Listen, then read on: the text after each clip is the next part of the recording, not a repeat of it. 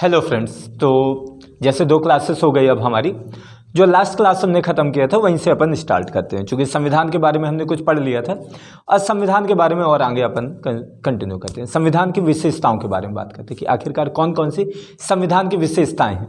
क्योंकि क्वेश्चन आ जाता है संविधान की विशेषताओं, और संविधान की विशेषताओं में बहुत सारी चीज़ें आप जानेंगे। तो हमारा जो टॉपिक शुरू होता है आज, संविधान की विशेषताएं। संविधान की विशेषताएं। अब देखिए संविधान की विशेषताओं में कौन कौन सी बातें। सबसे पहले जो संविधान की विशेषता है, हम देखते हैं कि सबसे बड़ा लिखित संविधान है, कि हमारा जो संविधान है सबसे बड़ा लिखित संविधान है।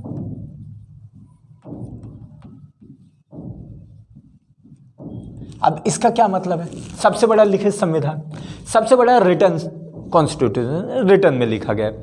तो देखो संविधान 2 टाइप के होते हैं। अब इसमें बहुत ज़्यादा वो बात करने की जरूरत है। संविधान 2 टाइप के होते हैं, एक तो मौखिक होता है और दूसरा लिखित होता है।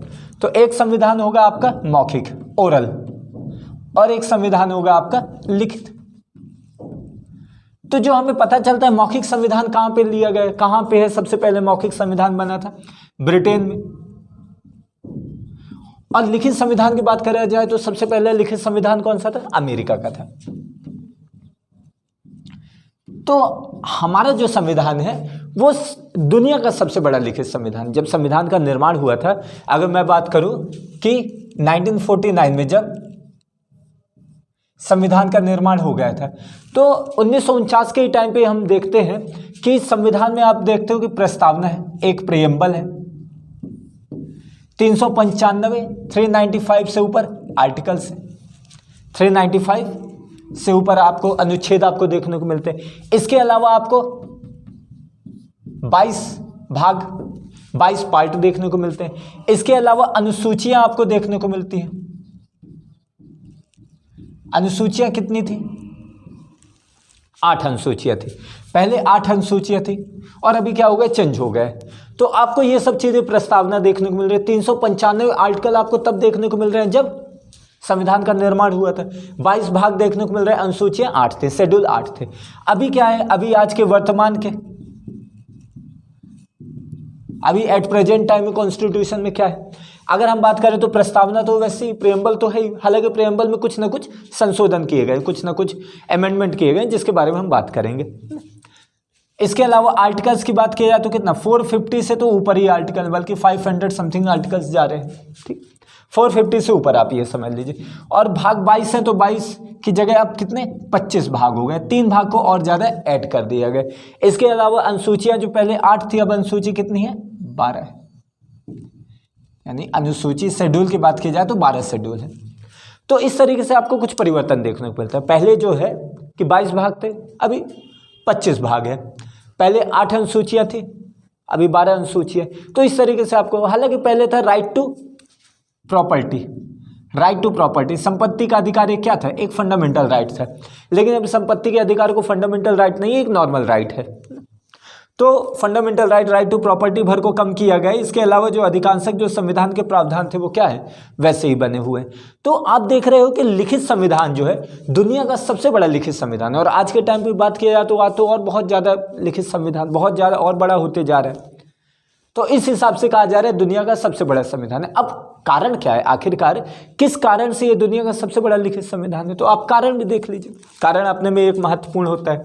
तो कारण की अगर मैं बात करूं तो सबसे पहले क्या कारण है, भौगोलिक कारण। भौगोलिक कारण, जियोग्राफिकल कारण है, क्योंकि भारत का जो लैंड एरिया है बहुत ज़्यादा बड़ा है। हालांकि ये लैंड एरिया के बारे में इतना नहीं बोला जा सकता, क्योंकि भाई भारत से बड़ा तो अमेरिका ही। लेकिन एक तरीके से भौगोलिक कारण के अलावा भारत की विविधता, जो शायद भारत की विविधता है, जो भारत की डाइवर्सिटी है, डाइवर्सिटी जो भारत की डाइवर्सिटी है, जो भारत की विविधता है, शायद वो अपने में बहुत ज़्यादा अनूठी, शायद अपने में बहुत ज़्यादा महत्वपूर्ण है। इतनी जाति के लोग रह रहे हैं, इतने संप्रदाय के लोग रह रहे हैं, इतने एथनिक ग्रुप के लोग रह रहे हैं, अलग अलग विचारधारा के लोग रह रहे हैं, अलग अलग संप्रदाय के, तो बहुत सारी चीज़ें आपको यहाँ पे वैरायटी देखने को मिल रही, बहुत ज़्यादा विविधता देखने को मिल रही। तो एक ये सबसे महत्वपूर्ण कारण होता है कि हमारे देश का संविधान, चूँकि सभी के अधिकारों को समाहित करना आवश्यक था जब देश आज़ाद हो रहा था, तो चूँकि अलग अलग बहुत ज़्यादा जो अनुसूचित जाति के क्षेत्र थे या कि जो शेड्यूल एरिया थी, उन सबको भारत देश के अंतर्गत शामिल करना था। रियासत वाले क्षेत्र थे, उन लोगों को भी भारत के अंतर्गत शामिल करना था और उन सबको उनके अधिकार देना था भारत देश आज़ाद होने में। तो संविधान में उन सबके अधिकारों को समाहित किया गया, जिसके कारण क्या हो गया, भारत का संविधान बड़ा हो गया। तो एक तो पहले भौगोलिक कारण, दूसरा जो कारण आपको देखने को मिल रहा है ऐतिहासिक कारण, हिस्टोरिकल रीजन। ऐतिहासिक कारण से आपको क्या समझ में मिलता है, हमारे 1935 जो हमारा भारत शासन अधिनियम था, 1935 से बहुत ज़्यादा बातें ली गई है। भारत शासन अधिनियम 1935 से बहुत ज़्यादा बातें ली गई हैं और चूंकि अब देख रहे हो एक क्रम से ही सारी चीज़ें चली आ रही है और उन्हीं सब चीज़ों का एक परिणाम है कि हमारा संविधान क्या हो गया, बहुत बड़ा हो गया। भारत शासन अधिनियम, इसके अलावा नेहरू रिपोर्ट जो मोतीलाल नेहरू ने नेहरू रिपोर्ट बनाई थी 1928 के टाइम पे, तो उन सब चीज़ों को समाहित किया गया, जिसके कारण क्या हो गया, ऐतिहासिक कारण के कारण, ऐतिहासिक रीजन के कारण हमारा जो संविधान है बहुत ज़्यादा बड़ा हो गया। इसके अलावा और रीजन क्या हो सकता है, इसके अलावा ये रीजन हो सकता है कानून का प्रभुत्व,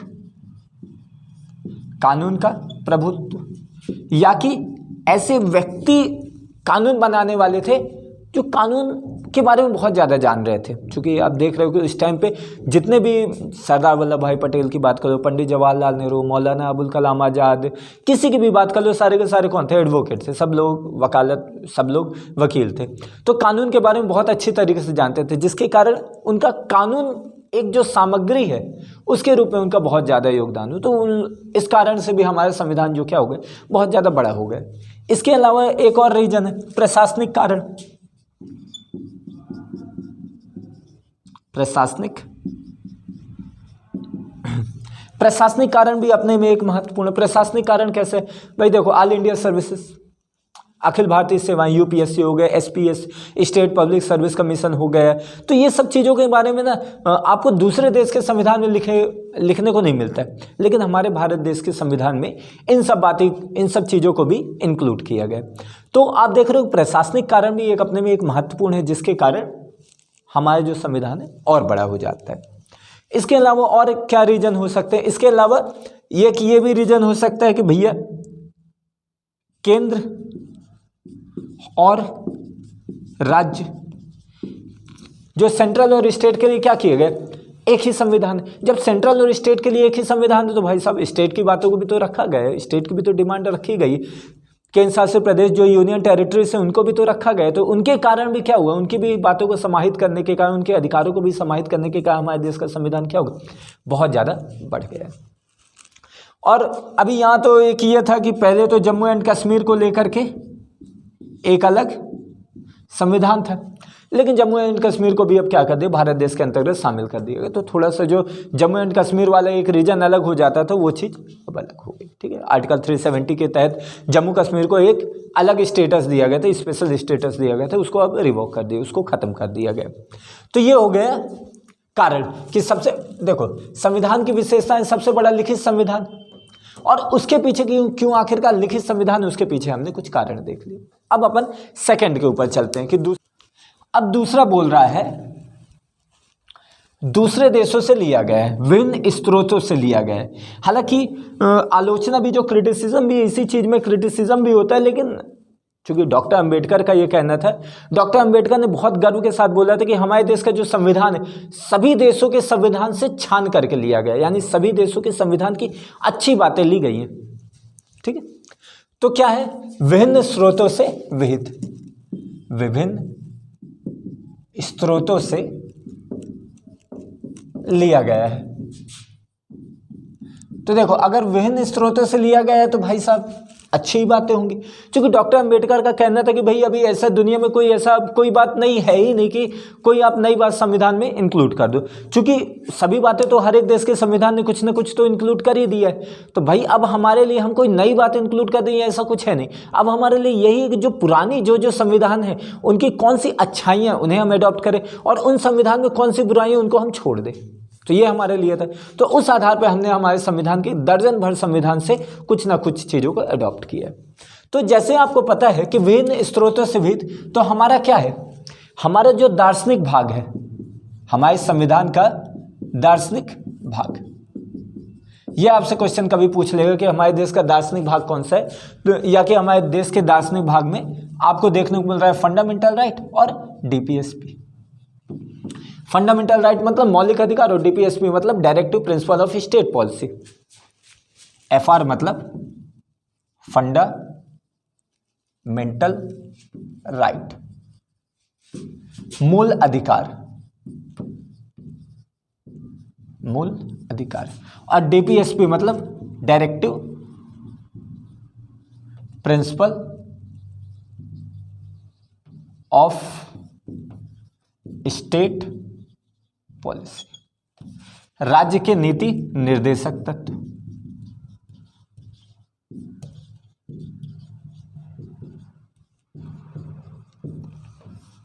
फंडामेंटल राइट जो मूल अधिकार है उसको कहां से लिया गया है, इसे लिया गया है यूएस से, अमेरिका से लिया गया है। और दूसरा directive principle of state policy कहां से लिया गया, आयरलैंड, आयरलैंड से लिया गया।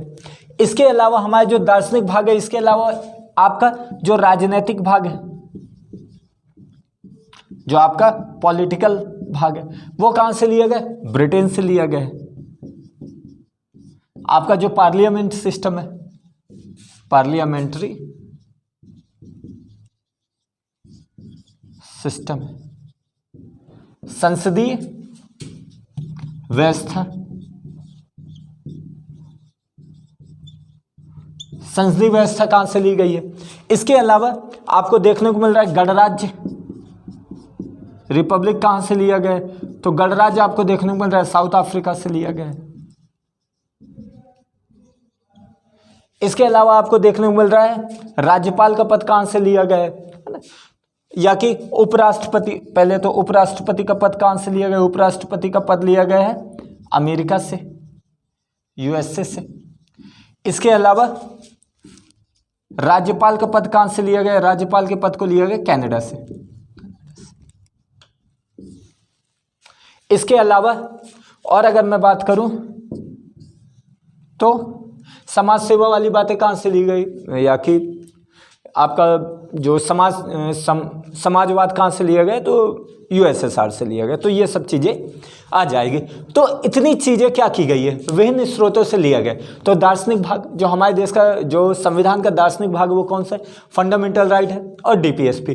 फंडामेंटल राइट कहां से लिया गया, यूएसए से लिया गया। डीपीएसपी कहां से लिया गया, आयरलैंड से लिया गया।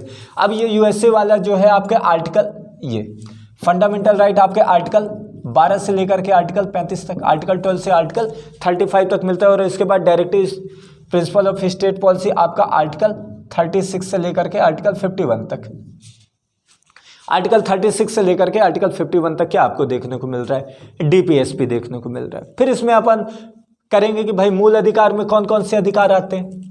इसको अपन बहुत जब इस टॉपिक को पढ़ेंगे तो अच्छे से पढ़ेंगे, बहुत सारी चीज़ों के बारे में डिस्कस करेंगे। अभी थोड़ा सा ऊपर ऊपर देख लीजिए कि सबसे पहले आपका कौन सा अधिकार आता है, समानता का अधिकार।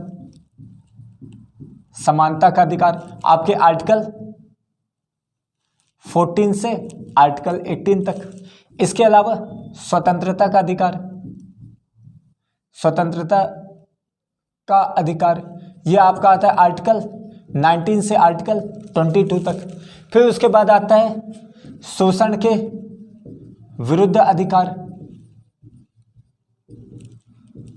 ये आता है आपका आर्टिकल 23 से आर्टिकल 24 तक। इसके अलावा आता है धार्मिक स्वतंत्रता का अधिकार, स्वतंत्रता का अधिकार आर्टिकल 25 से आर्टिकल 28 तक। फिर इसके बाद आता है सांस्कृतिक व शिक्षा संबंधी अधिकार, सांस्कृतिक व शिक्षा संबंधी अधिकार आता है आपका आर्टिकल 29 से आर्टिकल 30 तक। और इसके अलावा एक आपका आता है संवैधानिक उपचारों का अधिकार, संवैधानिक उपचारों का अधिकार, यह है आर्टिकल 32। तो ये हो गया आपके फंडामेंटल राइट। अब जब हम फंडामेंटल राइट को देखेंगे कि फंडामेंटल राइट को किस भाग में लिया गया, भाग 3 में है। संविधान के किस भाग में, भाग 3 में है। तब इसको अपन देखेंगे भाई समानता का अधिकार, राइट टू इक्वालिटी में आर्टिकल 14 से 18 तक क्या है, आर्टिकल 14 में क्या है, आर्टिकल 15, 16, 17, 18 सब आर्टिकल को देखेंगे। फिर स्वतंत्रता का अधिकार, फिर शोषण के विरुद्ध, धार्मिक स्वतंत्रता, सांस्कृतिक व शिक्षा संबंधी अधिकार और संवैधानिक उपचारों का अधिकार। ये पूरे के पूरे आर्टिकल्स को हम एक एक करके डिस्कस करेंगे जब हम फंडामेंटल राइट वाला टॉपिक पढ़ेंगे।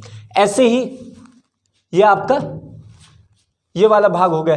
फिर इसके बाद आपका जैसे राज्य के नीति निर्देशक तत्व, तो राज्य के नीति निर्देशक तत्व जो डीपीएसपी आपको उसको 3 भागों में डिस्ट्रीब्यूट किया गया। हालांकि कॉन्स्टिट्यूशन में नहीं किया गया, लेकिन हम उसको अपनी सहूलियत के लिए, अपने पढ़ने के लिए उसको 3 भागों में डिवाइड करते हैं। जैसे सबसे पहले तो उदार बौद्धिक समाजवादी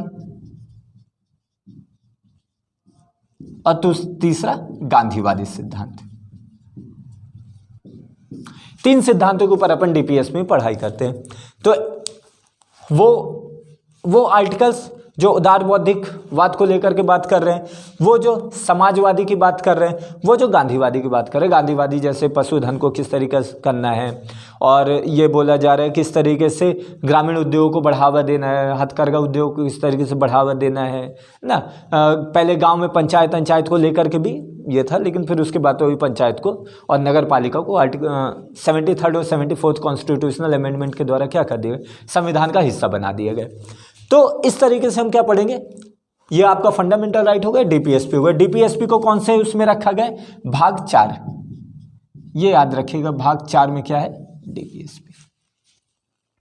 तो इतना जो है आपका विभिन्न स्रोतों से लिया गया है। ये चीजें आप थोड़ा सा इसको ध्यान दीजिए, इसमें थोड़ा सा आप नोट कर लीजिए। तो विभिन्न स्रोतों से जो लिया गया है उसके बारे में अपन देख लें। अब इसके बाद अगर अपन और बात करते हैं तो नम्यता और अनम्यता का मिश्रण, तीसरा जो है आपका नम्यता और अनम्यता का मिश्रण। देखिए नम्यता और अनम्यता का मिश्रण। अब नम्यता मतलब क्या होता है और अनम्यता मतलब क्या होता है, ये चीज को समझिएगा। नम्यता मतलब फ्लेक्सिबिलिटी, नम्यता मतलब लचीलापन। चलिए हिंदी में और अच्छे से समझिए कि लचीलापन, नम्यता मतलब लचीला, फ्लेक्सिबल। अनम्यता मतलब रिजिड, कठोर। ठीक है, तो 2 टाइप के हम संविधान देखने को मिलते हैं। एक वो संविधान जो बहुत ज्यादा लचीला है, एक वो संविधान जो बहुत ज्यादा कठोर है। अब देखो लचीला संविधान की भी अपनी प्रॉब्लम है और कठोर संविधान की भी अपनी प्रॉब्लम है। अब देखो अगर आपने बहुत ज्यादा लचीला संविधान बना दिया तो अब इसके क्या प्रॉब्लम होंगे, इसके प्रॉब्लम ये होंगे कि वो संविधान स्थिर रहेगा ही नहीं। जब जो सरकार नई आएगी वो अपने हिसाब से संविधान में परिवर्तन कर देगी।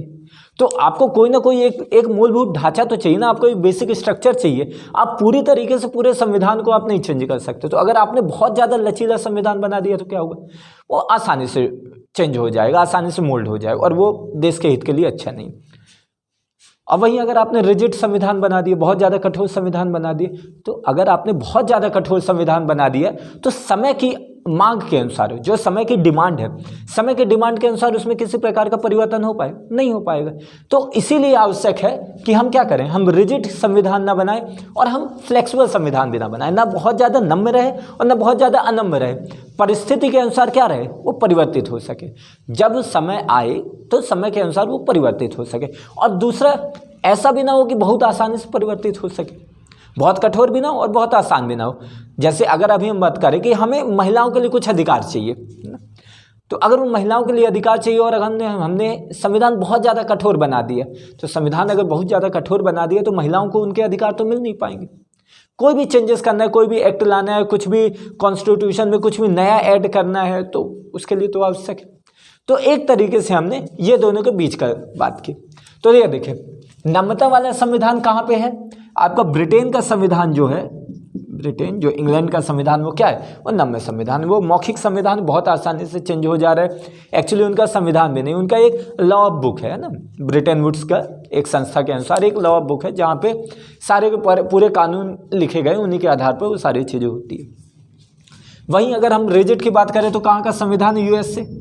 अमेरिका का संविधान क्या है? बहुत ज़्यादा कठोर है। तो हमने क्या किया, यूएसए और ब्रिटेन दोनों के जो संविधान है, क्योंकि दोनों बहुत बड़ी पावर है, दोनों के संविधान के बीच की बात की। हमने बोला कि भाई संविधान को हम संशोधन कर सकते हैं और संविधान का संशोधन इतना भी आसान ना हो, तो हमने बोला कि हम संविधान का 3 टाइप से संशोधन कर सकते हैं। संविधान में 3 तरीके से परिवर्तन किया जा सकता है। अब किस तरीके से परिवर्तन किया जा सकता है तो देखिए, संविधान में यह बोला गया संविधान संशोधन किया जा सकता है और हमारे आर्टिकल 368 आर्टिकल 368 के अनुसार संविधान संशोधन किया जाता है। इसको अपन देखेंगे कि क्या होता है। देखिए, तो 3 टाइप के हमारे संविधान में संशोधन किया जाता है। पहला जो होता है कि ऐसा संविधान संशोधन जहां पे संसद के दोनों सदनों के उपस्थित और भाग लेने वाले, यानी जो संसद है, अब संसद तो आपको मालूम है, संसद पार्लियामेंट के दोनों सदन कौन कौन से होते हैं? लोकसभा और राज्यसभा। संसद के दोनों सदन कौन है? लोकसभा और राज्यसभा। तो ये बोला जा रहा है लोकसभा और राज्यसभा के दोनों के सदस्य उपस्थित, जितने वहां पे प्रेजेंट है, उपस्थित एवं मतदान देने वाले, और जितने वोट देने वाले, उपस्थित और मतदान देने वाले सदस्यों का 2/3। ये अच्छे से याद रखिए कि संसद के दोनों सदनों के सदस्य यानी लोकसभा और राज्यसभा के उपस्थित, जितने वहां पे प्रेजेंट रहेंगे और जितने मतदान दे रहे हैं, जितने वहां पे वोट दे रहे हैं, उनका 2/3, यानी मतलब अगर मैं बात करूं कि 500 सदस्य हैं, 500 मेंबर हैं दोनों को मिला के, तो उसका 2/3 जो आएगा उतनी की क्या होनी चाहिए? सहमति होनी चाहिए दोनों सदन की। और फिर उसके बाद राष्ट्रपति के पास जाए, वो एक अलग प्रोसेस, उसके बारे में हम देखेंगे। तो जब ऐसा होगा तब क्या होगा? तभी संविधान संशोधन हो सकता है, और अगर ऐसा नहीं हो तो संविधान संशोधन भी नहीं हो सकता। और दूसरी एक और कंडीशन रखी गई है, बोला गया कि चलो ठीक है, ये तो एक ऐसा संविधान संशोधन जिसमें हमारा जो संघीय ढांचा है, जो हमारा फेडरल सिस्टम है, या कि जो हमारी यूनियन, चूंकि हमने संघ कौन सा लिया? यूनियन टाइप का लिया, तो जो हमारा फेडरल सिस्टम है या कि जो हमारा संघीय ढांचा है, या कि राज्यों के हित प्रभावित ना हो, और अगर कहीं पर राज्यों के हित प्रभावित हो रहे हैं तो राज्यों को भी वहां पे समाहित करना आवश्यक है। तो राज्यों को भी समाहित किया गया। तो यहाँ पे बोला गया कि भाई जो संसद है, संसद के दोनों सदन तो होने चाहिए, लोकसभा और राज्यसभा के 2/3 उपस्थित एवं मतदान देने वाले लोगों की संख्या तो होनी चाहिए, और साथ में प्लस आधे राज्यों की भी सहमति। ठीक है, आधे राज्यों की भी सहमति, यानी संसद के दोनों सदनों के, लोकसभा और राज्यसभा के जो उपस्थित और मतदान देने वाली संख्या का 2/3 तो बहुमत होना चाहिए, 2/3 मेजोरिटी होनी चाहिए। साथ में आधे राज्य, मतलब अगर अभी हम बात करें तो 28 स्टेट है ना, तो 28 स्टेट है, तो 28 स्टेट का आधा मतलब 14 स्टेट, 14 स्टेट। तो 14 स्टेट जो क्या होने चाहिए? 14 स्टेट ऐसे होने चाहिए कि 14 स्टेट भी उसका सपोर्ट करें, उस कानून का, तभी वहां पे संविधान संशोधन हो सकता है। और ऐसे कौन से हो सकते हैं? जो हमारे देश के फेडरल सिस्टम के ऊपर असर करें। जैसे आपको देख रहा है, प्रेसिडेंट का इलेक्शन आपको देखने को मिल रहा है, फंडामेंटल राइट देखने को मिल रहा है, डीपीएसपी देखने को मिल रहा है ना, और जैसे जीएसटी आपको देखने को मिल रही है। तो यहाँ पे क्या हो रहा है? यहाँ पे आपको ये देखने को मिल रहा है कि भैया 2/3 बहुमत होना जरूरी है, और साथ में आधे राज्यों की सहमति, चूंकि राज्य भी प्रभावित हो रहे हैं। और इसके अलावा तीसरे एक और प्रकार का होता है जो साधारण बहुमत होता है। साधारण बहुमत होता है। साधारण बहुमत मतलब संसद के दोनों सदनों के, यानी मेजॉरिटी वाले सदस्य क्या कर लेंगे? भाग ले लेंगे, और उसके बाद हो जाएगा। लेकिन इसको ये याद रखिएगा, जो साधारण बहुमत होता है उसको संविधान संशोधन उनको नहीं कहा जाता, उसको कॉन्स्टिट्यूशनल अमेंडमेंट के दर्जे में नहीं रखा जाएगा, उसको आर्टिकल 368 के अंतर्गत उसको नहीं रखा जाएगा। तो संविधान संशोधन हो गए। तो ये हो गया आपका नम्यता और अनम्यता का मिश्रण। आई होप आप लोगों को ये चीज़ समझ में आई होगी। अब मैं फोर्थ नंबर की बात करता हूँ, तो फोर्थ नंबर अपन देख लेते हैं। जो फोर्थ नंबर है वो फोर्थ नंबर ऐसा है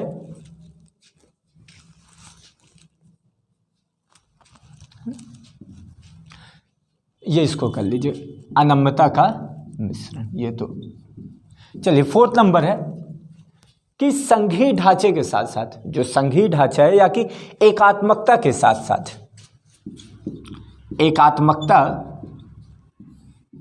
के साथ साथ संघीय ढांचे, एकात्मकता के साथ साथ संघीय ढांचे की ओर झुकाव। अब इस चीज को आप कैसे समझ रहे हैं? एकात्मकता मतलब यूनिटरी, है ना, एकात्मकता यानी एकल संविधान की बात की जा रही, और दूसरा बोल रहा है संघीय ढांचा मतलब फेडरल सिस्टम। मतलब अब देखो एकात्मक संविधान कौन सा है? ब्रिटेन का संविधान। संघीय ढांचा कौन सा है? आपका यूएसए का संविधान। तो दोनों की ओर ही हमारा क्या है, दोनों ही हमने चीजें लेकर के रखी। जैसे अगर आपको पता है संघीय ढांचा मतलब क्या होता है, फेडरल सिस्टम के अंतर्गत, फेडरल सिस्टम के अंतर्गत जो हमने अमेरिका से लिया गया है, एक तो संविधान की सर्वोच्चता। हमारे यहां संविधान क्या सर्वोच्च है, सबसे बड़ा संविधान, ना ही सरकार बड़ी है ना ही कोई संस्था बड़ी है, सबसे बड़ा कौन है? संविधान है। और संविधान के ही द्वारा सबको शक्ति मिल रही है, और संविधान की व्याख्या करने वाला कौन है? सुप्रीम कोर्ट है। तो संविधान की सर्वोच्चता। इसके अलावा एकल संविधान, चलो इसको एकल संविधान रहने दो, संविधान की सर्वोच्चता, और इसके अलावा दो सरकारें, ठीक है, संघ और राज्य की अलग अलग सरकारें। इसके अलावा शक्तियों का पृथक्करण, शक्तियों का पृथक्करण। इसके अलावा उपराष्ट्रपति का पद। ये सब चीजें कहां से ली गई? संघीय ढांचे से ली गई। इसके अलावा एकात्मक पद कौन सा है? एकात्मकता की ओर झुकाव वाला कौन सा पद है? तो एकात्मकता की ओर तो है एक तो सबसे पहले एक सशक्त केंद्र, सशक्त केंद्र। हमारा केंद्र क्या है? सेंट्रल जो गवर्नमेंट है वो ज्यादा पावरफुल है एज कंपेरिजन स्टेट गवर्नमेंट की तुलना में, तो सशक्त केंद्र। इसके अलावा अखिल भारतीय सेवाएं, अखिल भारतीय सेवाएं, all India service, all India service. अब ऑल इंडिया सर्विस हमारे यहाँ कौन कौन सी? 3 कैटेगरी के ऑल इंडिया सर्विस को अपन मानते हैं। IAS Indian administrative service, IPS Indian police service, IFS Indian forest service. तो 3 टाइप की हम क्या मानते हैं? अखिल भारतीय सेवाएं। इसके अलावा और क्या रखा गया? आपातकाल, इमरजेंसी। आपातकाल भी अपने में क्या है? एक महत्वपूर्ण चीज है। जैसे आपातकाल के अंदर, अभी इसको रहने दें, बाद में देखते हैं आपातकाल के बारे में और थोड़ा। तो आपातकाल हो गए। इसके अलावा और अगर आप बोलते हो तो राज्यपाल की नियुक्ति,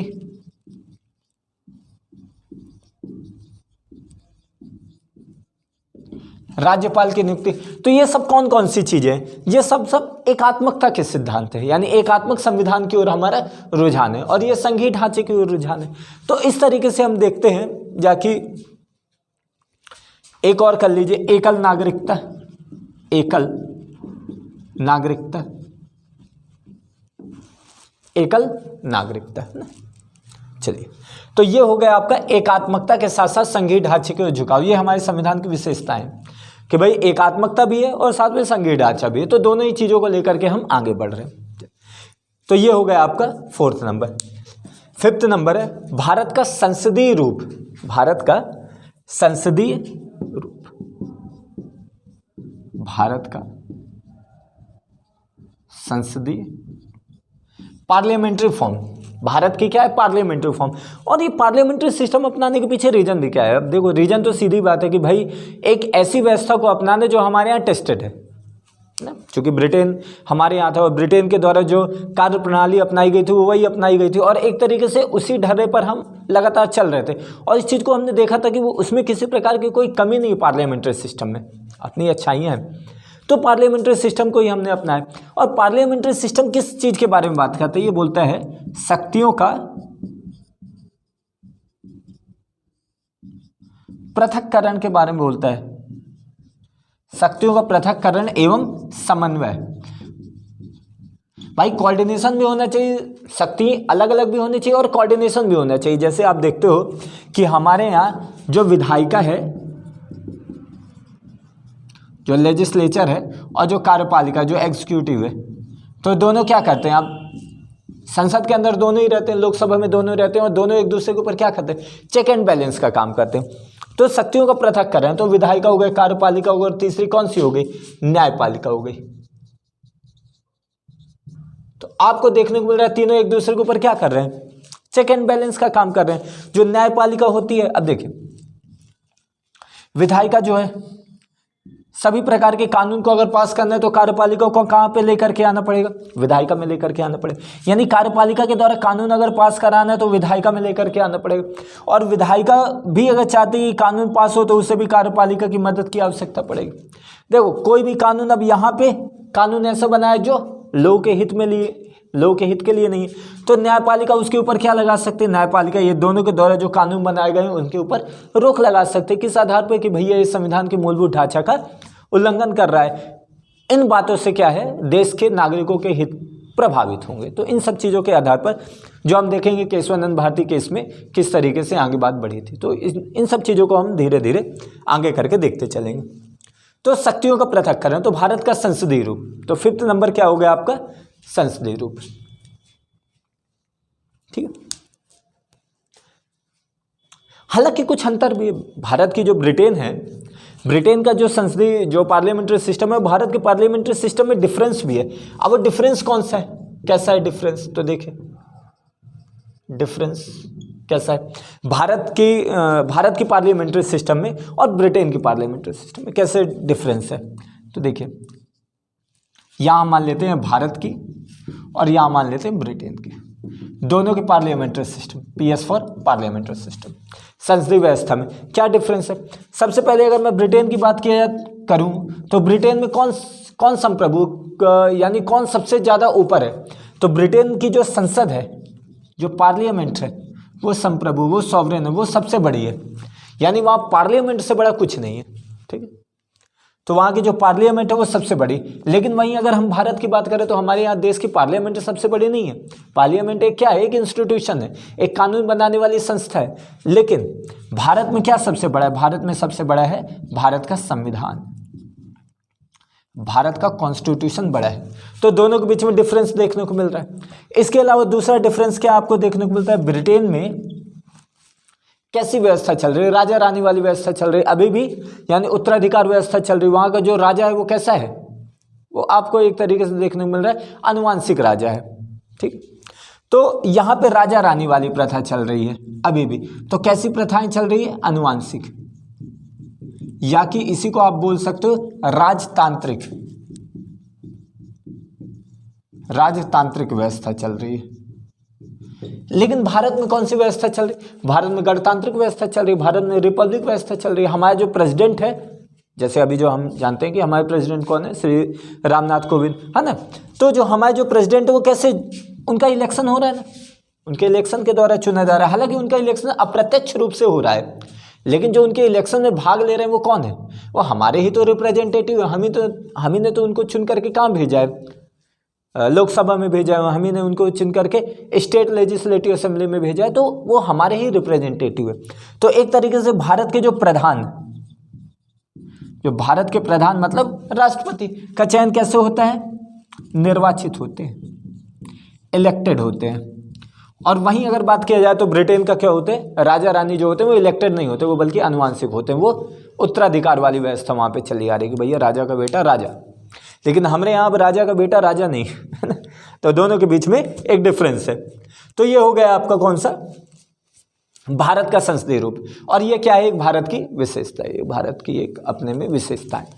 तो संसदीय रूप हो गए। अब इसके बाद अगर और हम बात करें, जो अगला है वो है एकीकृत व स्वतंत्र न्यायपालिका। क्या है आपकी, यहां पे लिख लेते हैं, एकीकृत यूनिफाइड है व स्वतंत्र न्यायपालिका। एकीकृत व स्वतंत्र न्यायपालिका को हमने क्या किया, हमने अडॉप्ट किया, एकीकृत व स्वतंत्र न्यायपालिका। अब ये एकीकृत व स्वतंत्र न्यायपालिका मतलब क्या है, हमारे यहाँ सुप्रीम कोर्ट है, हमारे यहाँ हाई कोर्ट है, और हमारे यहाँ क्या है, सबऑर्डिनेट कोर्ट है। SC for subordinate, subordinate court. HC for high court, SC for supreme court, SC for सर्वोच्च न्यायालय, हाई कोर्ट उच्च न्यायालय, और सबऑर्डिनेट मतलब अधीनस्थ न्यायालय। तो ऐसे 3 न्यायालय हैं। तो हम देखते हैं कि सभी एक दूसरे से क्या हुए, जुड़े हुए हैं, एकीकृत है। मतलब सुप्रीम कोर्ट जो है वो संघ के मामले को भी उठा सकता है, जो सेंट्रल के मामले, और राज्य के मामले को भी उठा सकता है, और कोई लोकल इश्यूज को भी उठा सकता है। ठीक है, तो सुप्रीम कोर्ट क्या है भैया, संघ के मामले को भी उठा सकता है, राज्य के मामले में भी अपनी वर्डिक्ट दे सकता है, और कोई लोकल, कोई क्षेत्रीय मामला है वहां पे भी अपनी वर्डिक्ट दे सकता है।